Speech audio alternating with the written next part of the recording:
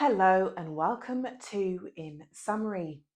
The United Kingdom's immigration policy has undergone significant transformations since the Brexit referendum in 2016. These changes reflect evolving political priorities, economic needs, and public sentiment. Why should English people pay for you to have a house? Uh, maybe they give me house, they give me anything I can need. They give me. Just give it. Yeah, Why? because people in England is perfect. Oh, so you think we're all rich people, Yeah. so we can give? Okay. This summary traces the trajectory from the immediate post-Brexit period to Prime Minister Sir Keir Starmer's recent announcement in May 2025. A major driver of the 2016 Leave campaign was the idea of taking back control of UK laws and borders. The freedom of movement under EU membership allowed citizens from any EU country to live and work in the UK without restriction. Rising immigration numbers, especially from Eastern Europe, became a flashpoint. Successive governments faced criticism from the public and media for not keeping immigration under control. 70 million people without a home to call their own. 70 million people facing an uncertain future. They are human beings, just like you and me in this street here today. And in a different place, in a different time, any one of us could be one of those 70 million. We know that the French authorities have stopped over 5,000 migrants from crossing into the United Kingdom. We've had hundreds of arrests, and that's because of the joint intelligence and communications that we share between both our authorities. Following the 2016 referendum, the UK ended the free movement of people between the UK and EU member states. To manage immigration under the new framework, the government introduced a points-based immigration system in January 2021. This system applied uniformly to EU and non-EU citizens, prioritising skilled workers based on criteria such as job offers, English proficiency and salary thresholds. The skilled worker visa became the primary route for employment-based immigration, requiring applicants to have a job offer from a licensed sponsor and meet specific skill and salary requirements. Despite the new system's emphasis on skilled labour, the UK faced labour shortages in sectors like agriculture, healthcare and hospitality, traditionally reliant on lower skilled EU workers. The pandemic compounded workforce shortages across key sectors. Employers pressured the government to make immigration more flexible to fill critical vacancies. To address this, the government introduced sector-specific visas, such as the health and care worker visa, to attract professionals to understaffed areas. However, these measures had limited success in fully addressing the shortages. Tens of thousands of asylum seekers had arrived across the English Channel annually. The issue became highly politicised, seen as a failure of border control. In an effort to deter illegal immigration, the Conservative government proposed the Rwanda Asylum Plan, aiming to relocate certain asylum seekers to Rwanda. Out previously, which was we aim to get a flight off in the spring. It's important that we get the Rwanda scheme up and running because we need to have a deterrent.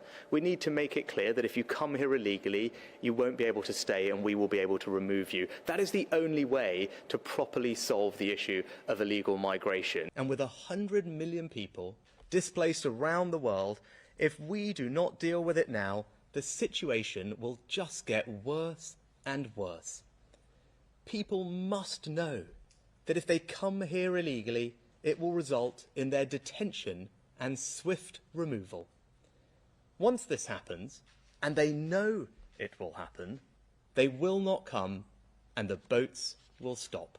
The plan faced legal challenges and was ultimately ruled unlawful by the Supreme Court in November 2023. The plan was officially scrapped by Sir Keir Starmer in 2024.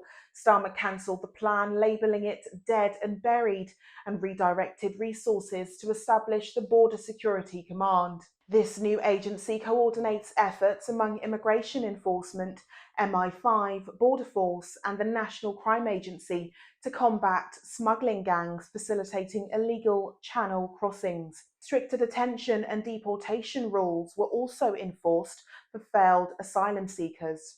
More recently, Sir Keir Starmer unveiled a comprehensive immigration reform plan with the goal of significantly reducing net migration by 2029. Key components of the plan include applying stricter work visa requirements, extended residency period for settlement, enhanced language proficiency standards, and the reformation of settlement and citizenship rules. Polling consistently showed immigration as a top voter concern. Swing voters, particularly in red wall constituencies, viewed high immigration as straining public services and housing. Political parties adjusted their platforms to align with public sentiment, even when economic data showed immigration benefited GDP and tax revenues. Both Conservative and Labour governments pledged to reduce net migration. There were also rising concerns that immigrants weren't integrating quickly enough into British life.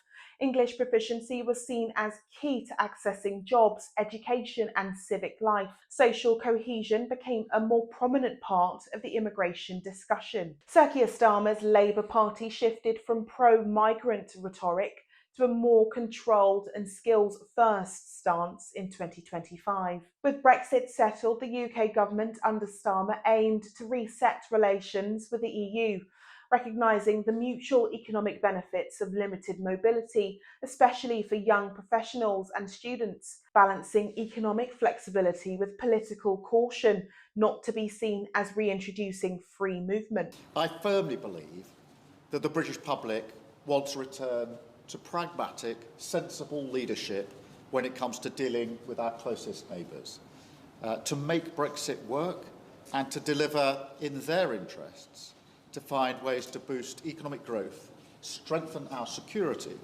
and tackle shared challenges like irregular migration and climate change. Proposals include allowing Europeans under 35 to live and work in the UK, aiming to address labour shortages in certain sectors and allow British travellers to use e-gates at European airports to streamline entry and exit procedures. These initiatives aim to balance economic benefits with immigration control, though they've sparked debate over potential implications for UK sovereignty and the reintroduction of elements of reassembling freedom of movement. Since Brexit, the UK's immigration policy has shifted from the free movement framework of the EU to a more controlled, skills-based system. Prime Minister Sir Keir Starmer's recent announcements reflect a continued emphasis on reducing net migration, whilst addressing economic needs and maintaining international cooperation. The evolving landscape underscores the UK's efforts to balance sovereignty, economic growth, and public sentiment in its immigration policies.